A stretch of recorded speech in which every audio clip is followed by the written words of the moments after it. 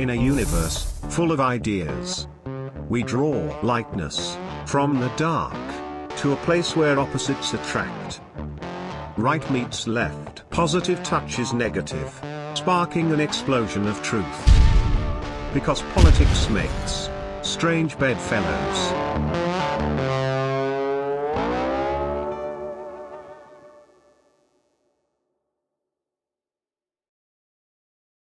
Tyler Nixon attended Georgetown University and the University of Virginia Law School.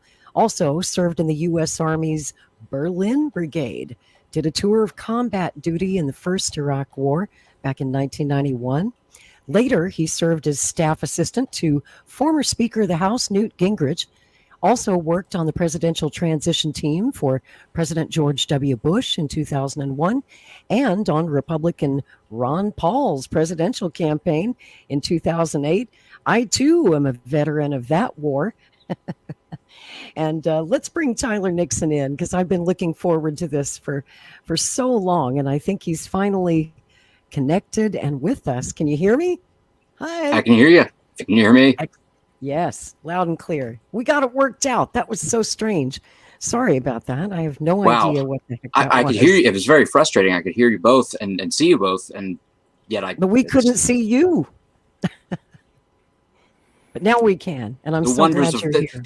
These miraculous technologies. How dare they shut down on me at the moment of truth, right? They always do. If it's going to take a crap, I can guarantee you it'll be when we're live on the air.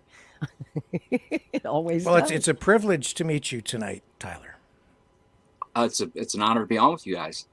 Thank you. Thank you. I have to say, as a Nixon, I'm a Nixon for Kennedy.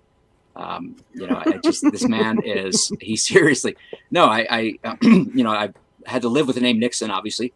And growing up politically, it was always either one of two questions. Any relation, right? Or are you going to change your name? I'm like, oh, you're a real hoot, And this is in the Republican Party. So anyway, so I grew up with that, and that's just I felt that Bobby Kennedy, out of all the Kennedys to have the family, he has been the most. I don't want to say pure because that sounds almost too much, but really just he lives up to what his father, his uncle, the tradition they set, the standards they set. He really lives up to that. I mean, this man is erudite beyond belief. I mean, I'm a pretty well-read person. I mean, you can see the books behind me here. I've read thousands. I mean, I've been a bookworm my entire life. I think reading is the key to wisdom and education, to everything. I mean, it's just But that being said, I started studying the Kennedys by way of my mother's scrapbooks and memorabilia she had collected from what I mentioned. She was there at the funeral. She was there, filed past President Kennedy's casket, and she was there in Washington in the early '60s. And I mean, it had to have been amazingly exciting. The only trip she took away from that in early '63 was to Europe, where she was in Vienna for, I think, half a year or so, right in the middle of the Cold War, and experienced all that. But I found her sort of scrapbox of Life magazine, Look magazine. And I just, they had these brilliant, beautiful colored photos of the Kennedy family. And I thought, this is magical. I mean, this is probably 1976 or 77 that I'm talking about when I did this as a child. And I was just amazed. And then unfortunately it ends in this horror. And I just couldn't, even as a little kid, I couldn't get over that. And I just felt like there's something wrong with this. There's something, and I just began more and more reading, and from literally probably 10 years old began, getting books. Well, Best Evidence by David Lifton. I mean, amongst others, as one that was sort of really opened my eyes, but began to delve into that. And I've been doing so in the 40 years since.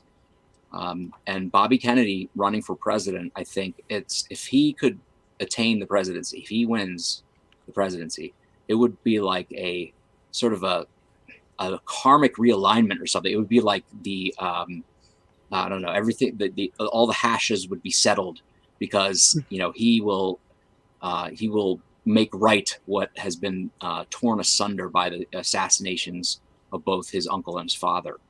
And I think he, as a Republican, obviously named Nixon, of course, and I do believe that Teddy Kennedy. That's like, I mean, look, you can say what you will about the Kennedy. Oh, we froze up. Oh no! Damn, he was just getting to the good part. Yeah. Come back, Tyler. Come back. Oh no! But I'm eyeing it for Nixon. There he is. You got me? It's kind of cutting in and out. Unfortunately, I had to switch to a computer with Wi-Fi because the other one wouldn't. This is the only way I could get through to this. So do you still hear me all right? So far, there's a bit of a lag, but yeah, we can hear you. Go ahead. Okay. I was just saying that, Bobby Kennedy's run, I never thought he would run. I've heard him speak. I'm not. Obviously, we differ on certain. He's got that partisan Democrat. It's in his DNA almost with the Kennedys. I mean, the notion he's going to run as a Republican, I think, is ludicrous. It wouldn't seem right. And I would say, no, don't run as a Republican. Fix the Democrat Party so we have two, or at least one. We have some viable partisan organizations in this country instead of just the uniparty disguised as two different parties. I ran as a libertarian Republican, and I know you're very libertarian involved, Laurie, and it would be very interesting if he were to take that path of trying to, or basically being willing to be nominated by the Libertarian Party because of the ballot access issues. Exactly. You wouldn't believe. I mean, Delaware. Let me tell you, it is absurd. I ran for office. I ran for state. First, I ran for the nomination for lieutenant governor in the Republican Party in 2004. I ran for state senator in 2006 against a Democrat, entrenched Democrat who was the son of the Congressman Harris McDowell is the name, son of the former congressman. He was a state senator since 1976. This is 2006. I was running, so he'd been there 30 years. The man put out signs in which he misspelled his own name. I swear to God, his name was Harris McDowell. They left an L off his name on the sign. I'm like, oh God. But unfortunately, in Delaware, we have some very entrenched Democrat party. It was basically a 50% Democrat district, which, as you know, means, I mean, you're really fighting gravity if you're only about 27% Republican. That being said, and then I ran in 2008 as a fusion candidate as the nominee of both the Libertarian and Republican parties. Now, of course, Delaware immediately dispatched with that and eliminated fusion candidates. We had a big row. But the funny thing is that you look at these ballot access laws, for example, in Delaware, it still shocks me to this day. The state constitution says that we shall have free and equal elections, right? One of the statutes in the state says the device and symbol and name of the Democratic Party shall be first listed in the ballot, meaning like they actually name political parties in the statute and give them first ballot position. In the law, wow. Yes. I'm like, how do you get equal protection of the laws when your political opponent is named and given the first left, like in other words, the ballots and the way they organize the ballot is based on political party, of course.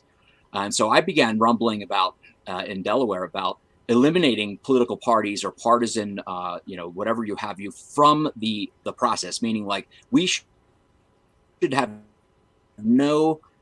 If you were to say no political parties can be listed on any election ballot, meaning that's fine. You can run on a party, but we're not going to print you're not going to advertise your party on the public's paid for ballot. Everybody's paying. I think that's how it ought to be. And the other thing I said was, what it ought to be like. I mean, honestly, I know it's crazy. You have to articulate the name, whether you say it or whether someone writes it for you. You can't just walk in and have some cheat sheet. They used to literally in Delaware have a machine where there was a big lever at the top, and it used to be tick down, the mechanical machine. Yep, I remember those.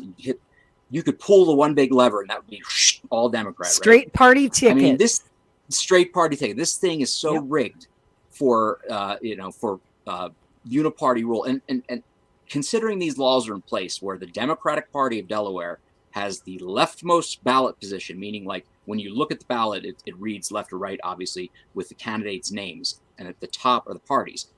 The Democrat Party is the first left column, most left column. I mean, again, how do you laws of that law if you're a libertarian? When I'm somewhere out in, I don't know, Timbuktu as far as where my ballot position is, and that right matters. Yeah. If it, these are things I think a voter, who they want to vote for, they ought to be able to say the name and know who it is and know the position they're voting for. Because this idea we just heard people, it has to be an informed choice. It has to be a conscious choice. It cannot just be lining up bodies, as though there's some sort of like you're collecting poker chips.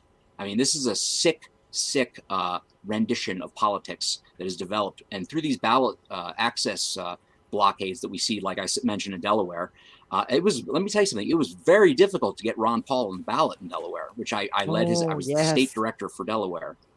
I remember. And you'd be surprised what it takes to get signatures. I mean, it is no small feat to go out and get people to sign, to put someone on the ballot. And you got to get like 3 times as many signatures as you actually need, because they toss out a lot of signatures. Congressman Mike Castle at the time, and he refused. Mm-hmm. The internet's not the best, is it? I'm sorry. Well, he's up in the mountains of Colorado. So this end a little bit. Lieutenant Governor. He refused, and I said, Congressman, I said, putting Ron Paul on the ballot, he's one of your fellow congressmen. It doesn't mean that you're endorsing. And we lost him. Oh, no. Damn, he always cuts out just when we're getting to the good part. There he is. Oh, he's back. I think he's frozen though. All right, can you hear us okay? Are you there, Tyler? Oh boy. Oh no. Well, I'll tell you what. Maybe he can plug in an Ethernet cable, and I'm going to stall for a few minutes since we were just. I'm frozen to try to not to like. Damn.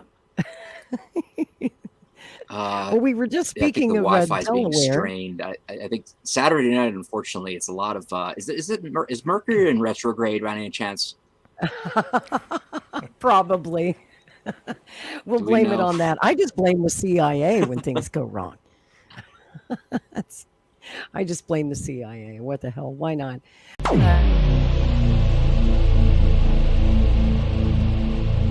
This has been a Maverick Multimedia production.